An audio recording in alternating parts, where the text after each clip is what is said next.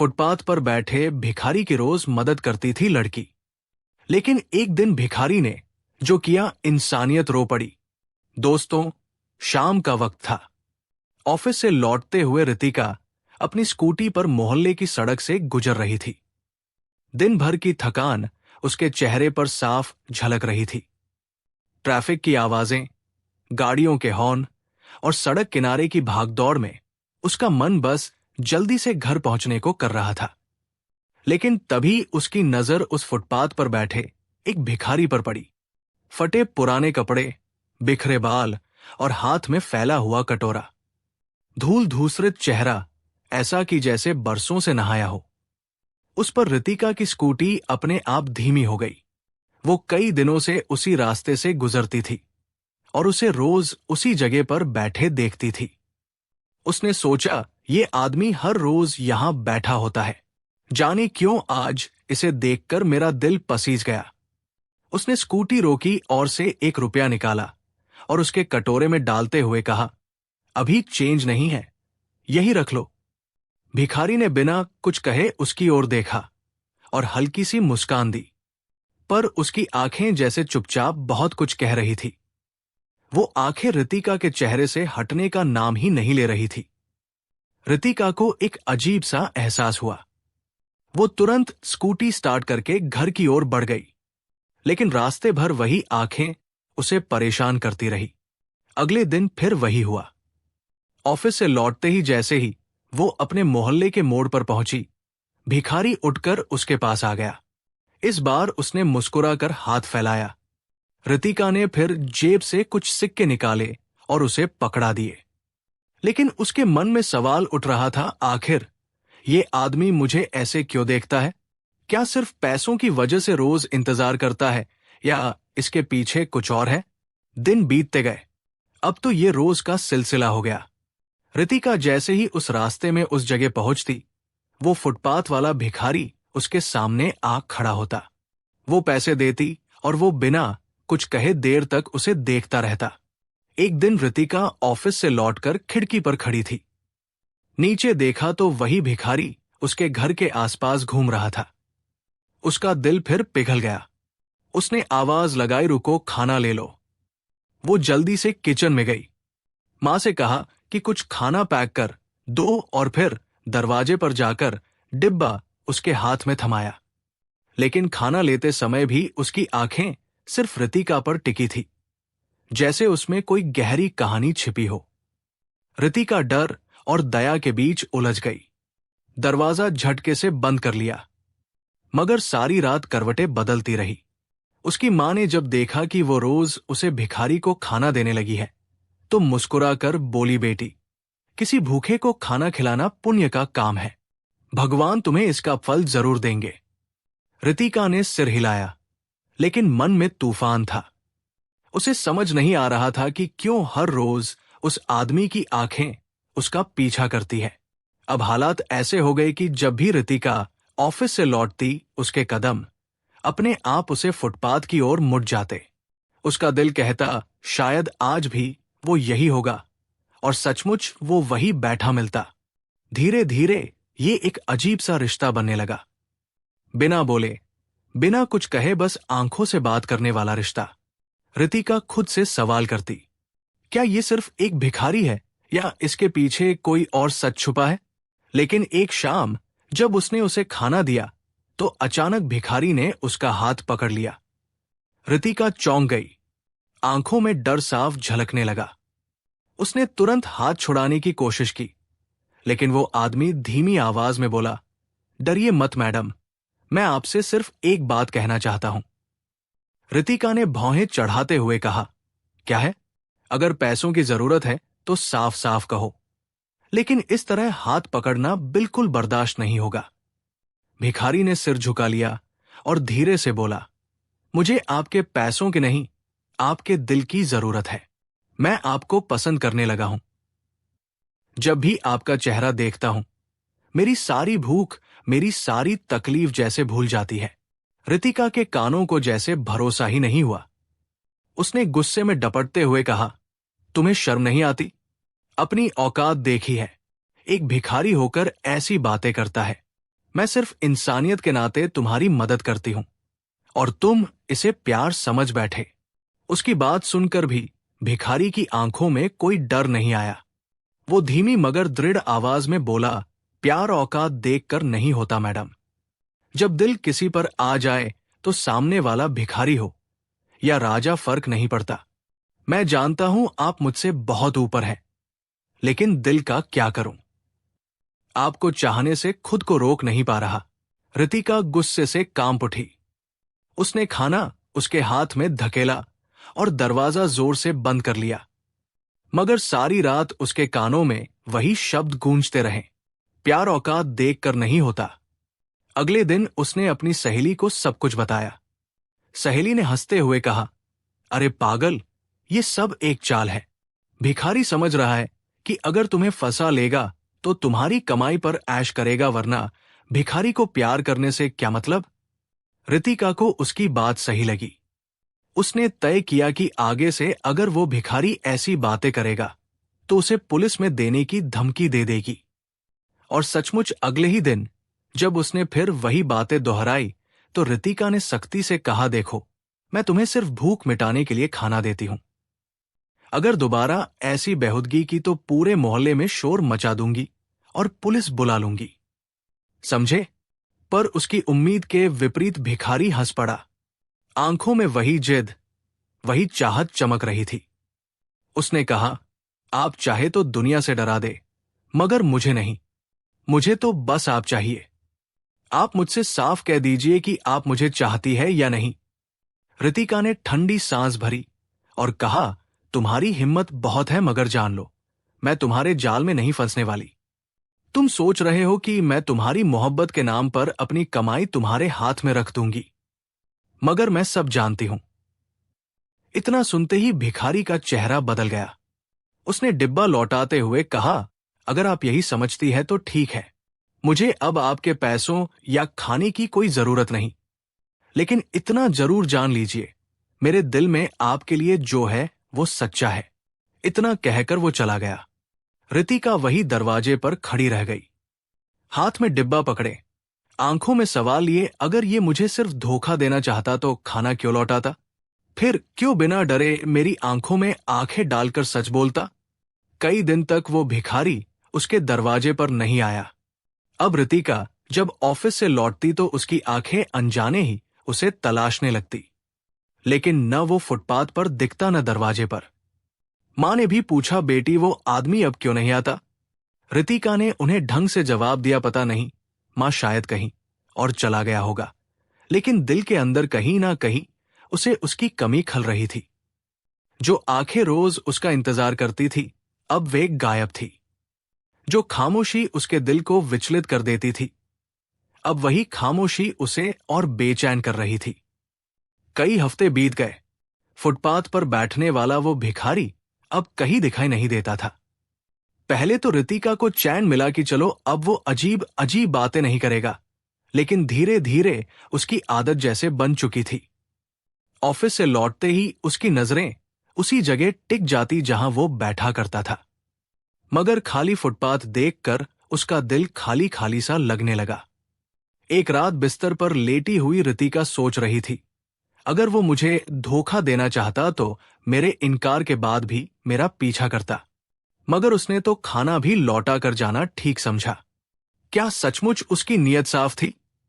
क्या उसकी आंखों में जो मोहब्बत मैंने देखी वो असली थी?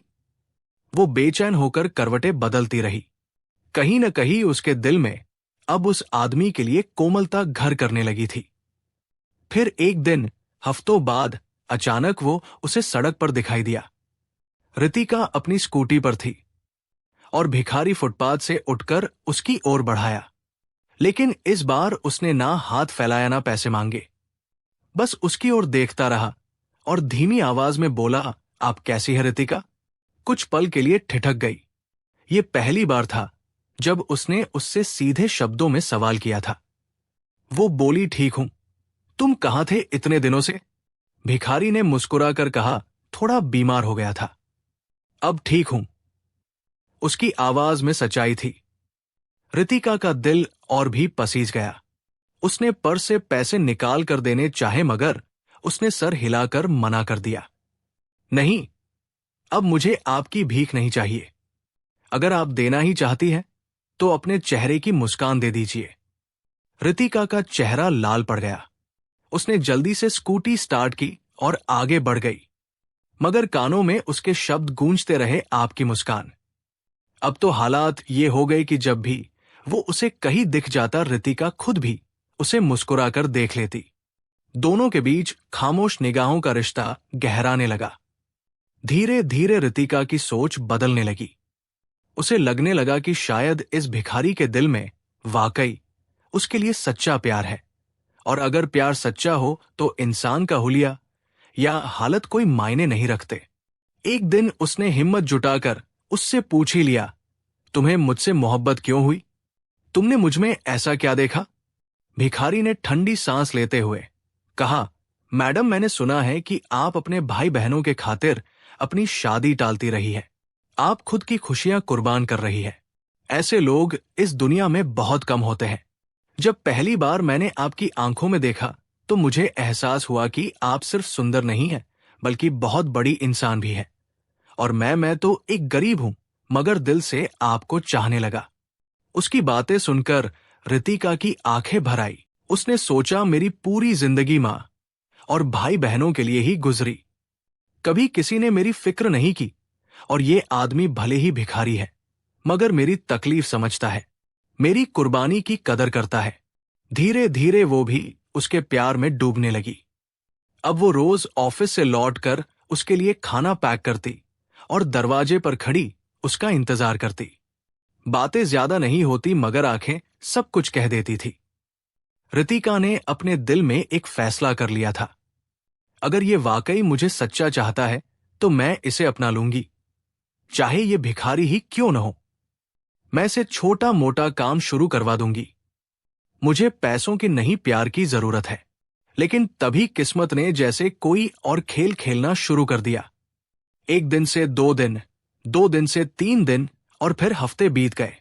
वो भिखारी फिर से अचानक गायब हो गया। ना फुटपाथ पर, ना मोहल्ले में, ना कहीं और। रितिका बेचैन हो उठी। उसके मन में तरह तरह के ख्याल आने लगे। कहीं बीमार होकर अस्पताल में तो नहीं, कहीं किसी हादसे का शिकार तो नहीं हो गया, या फिर क्या वाकई उसने मुझे धोखा दिया और चला गया। दिन रात उसकी आंखें उसी की तलाश में रहती।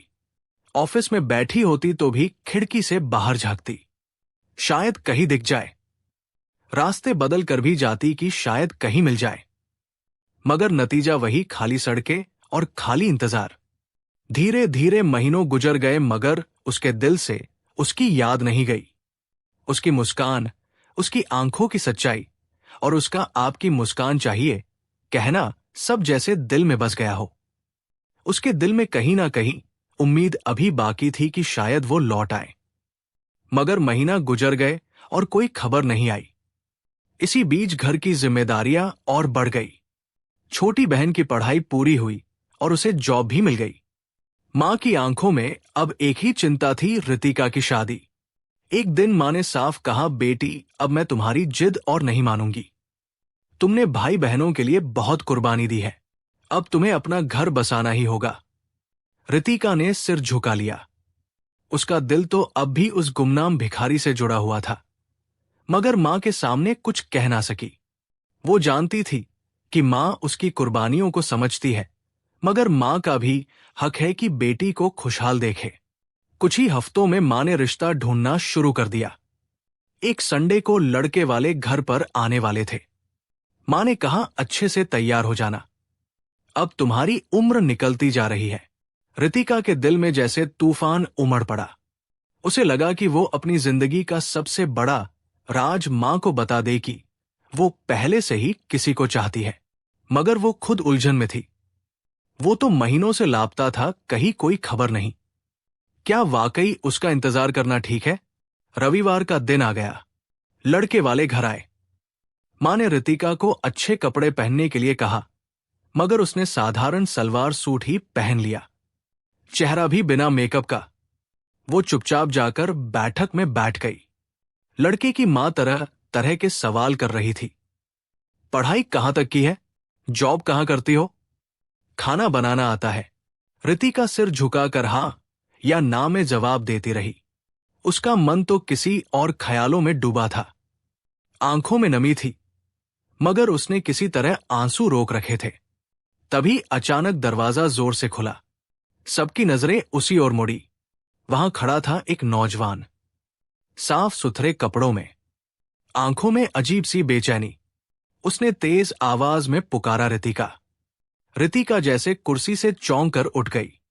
आवाज जानी पहचानी थी। उसने गौर से देखा और उसके होश उड़ गए। रोहन उसके होठों से अनायास ही निकला। कमरे में सन्नाटा छा गया। लड़के वालों की मां गुस्से से उठ खड़ी हुई और बोली, ये कौन है? क्या पहले से इसका कोई आशिक है? मां घबराकर बोली, नन्ही बहन जी, हम इस लड़के को नहीं जानते। लेकिन वो युवक आगे बढ़ा और सबके सामने बोला, मेरा नाम रोहन है। मैं रितिका से मोहब्बत करता हूं। मैं इसे किसी और का होते हुए नहीं देख सकता। उसकी बात सुनते ही घर में खलबली मच गई। लड़के वाले नाराज होकर तुरंत वहां से चले गए। मां शर्म से पसीने पसीने हो गई। भाई ने गुस्से में रोहन का कॉलर पकड़ लिया। कौन हो तुम? मेरी बहन का नाम लेकर यहां तमाशा क्यों कर रहे हो? रोहन ने उसका हाथ पकड़कर हटाया और बोला, मैं कोई गुंडा नहीं हूं। मैं आपसे इज्जत से बात करना चाहता हूं। लेकिन सच यही है कि मैं रितिका से मोहब्बत करता हूं। रितिका की आंखें नम थी। उसका दिल धड़क रहा था। महीनों बाद सामने खड़ा वही इंसान जिसे उसने भिखारी समझा था, मगर आज वो भिखारी जैसे बदल चुका था। साफ कपड़े, आत्मविश्वास से भरा चेहरा और आंखों में वही पुरानी चाह। रितिका ने कांपती आवाज में कहा, तुम रोहन हो, लेकिन तुम तो भिखारी थे। फिर ये सब कैसे? रोहन ने गहरी सांस लेते हुए कहा, नहीं रितिका, मैं भिखारी नहीं हूं। मैं एक पुलिस ऑफिसर हूं। भिखारी का भेष सिर्फ एक मिशन के लिए धारण किया था।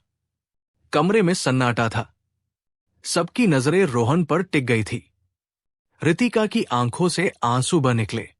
उसने कांपते होठों से कहा, तुम पुलिस ऑफिसर, लेकिन इतने महीनों तक तुम कहां थे?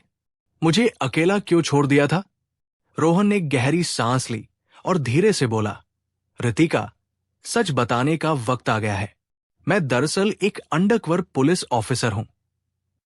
शहर में बच्चों की चोरी करने वाली एक खतरनाक गैंग सक्रिय थी। मुझे उन्हें पकड़ने का जिम्मा दिया गया था और उन तक पहुंचने का एक ही तरीका था, भिखारी का वेश बनाना। क्योंकि वही लोग भिखारी बनकर मोहल्ले में घूमते थे और बच्चों को बहला फुसला कर ले जाते थे। सब लोग हैरान होकर उसकी बातें सुन रहे थे। रोहन ने आगे कहा, कई महीनों तक मैं उन्हीं की तरह फुटपाथ पर बैठा गलियों में भीख मांगता रहा। तुम्हारे मोहल्ले के पास ही वे लोग छिपे रहते थे। तभी मेरी मुलाकात तुमसे हुई। पहले तो मैंने सोचा कि तुम भी मुझे देखकर नजर फेर लोगी, मगर जब तुमने मुझे पैसे दिए, खाना दिया, उस दिन मुझे पहली बार एहसास हुआ कि इंसानियत अभी जिंदा है।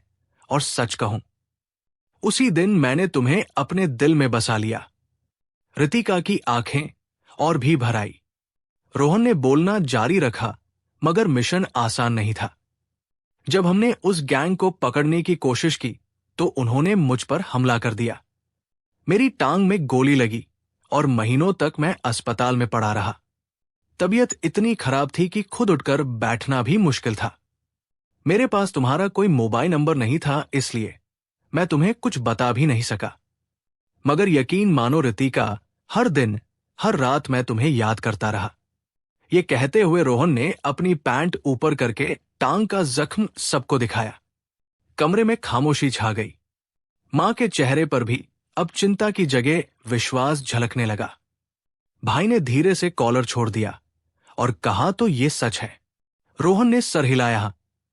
और आज मैं यहां सिर्फ एक पुलिस ऑफिसर के तौर पर नहीं, बल्कि एक इंसान के तौर पर आया हूं। मैं रितिका से मोहब्बत करता हूं। मैं वादा करता हूं कि इसे अपनी रानी बनाकर रखूंगा और इसके परिवार की सारी जिम्मेदारियां आपके बेटे की तरह निभाऊंगा। मां की आंखों से आंसू गिरने लगे। उन्होंने रितिका की ओर देखा और पूछा, बेटी क्या तू भी उसे चाहती है? रितिका रोते हुए बोली, हाँ मां, मैं इसे दिल से चाहती हूं। मैंने इसे भिखारी समझकर भी अपना लिया था। अब जब ये अपनी असली पहचान बता चुका है तो मैं इसे कैसे ठुकरा दूं? मां ने रोहन की ओर देखा। अगर तुम्हारी नीयत सच में साफ है तो मैं तुम्हें अपनी बेटी सौंपने के लिए तैयार हूं, मगर याद रखना, इसे कभी दुख मत देना। रोहन ने मां के पैर छू लिए और कहा, आप निश्चिंत रहिए, ये अब सिर्फ आपकी बेटी नहीं बल्कि मेरी जिंदगी है। कुछ ही दिनों बाद दोनों परिवारों की सहमति से रितिका और रोहन की शादी हो गई। शादी के बाद रोहन ने न सिर्फ रितिका को रानी की तरह रखा, बल्कि उसकी मां और भाई बहनों को भी अपने परिवार जैसा अपनाया। वो सचमुच उनके घर का बेटा बन गया। रितिका की मां अक्सर कहती, बेटी मैंने तुझसे कहा था ना, भगवान तुझे तेरी कुर्बानियों का फल जरूर देंगे। देख आज तुझे ऐसा पति मिला है जो तुझे रानी बनाकर रख रहा है। और सचमुच रोहन ने वो साबित भी कर दिया। रितिका अब नौकरी भी नहीं करती थी। रोहन की जिद थी कि वो घर और परिवार संभाले, बाकी सबकी जिम्मेदारी वो खुद उठाएगा। धीरे धीरे घर में खुशियां लौट आई। मां का चेहरा खिल उठा। भाई बहन भी अपने अपने करियर में आगे बढ़ गए और रितिका, जिसने अपनी जवानी अपने परिवार के लिए कुर्बान कर दी थी, उसे आखिरकार सच्चा प्यार मिल गया था। दोस्तों, इंसान को कभी उसके हुलिये से मत परखिए। फटे पुराने कपड़े पहने एक भिखारी भी असल में सोने का दिल रख सकता है। और कभी कभी वही इंसान आपकी जिंदगी का सबसे बड़ा सहारा बन जाता है। क्या आप भी मानते हैं कि इंसान की असली पहचान उसके कर्म और दिल में होती है, ना कि उसके कपड़ों या हालात में? कमेंट करके जरूर बताइए। और हां, अगर ये कहानी आपके दिल को छू गई हो तो वीडियो को लाइक करें, शेयर करें। मिलते हैं अगले वीडियो में। तब तक इंसानियत निभाइए, नेकी फैलाइए और दिलों में उम्मीद जगाइए। जय हिंद, जय भारत।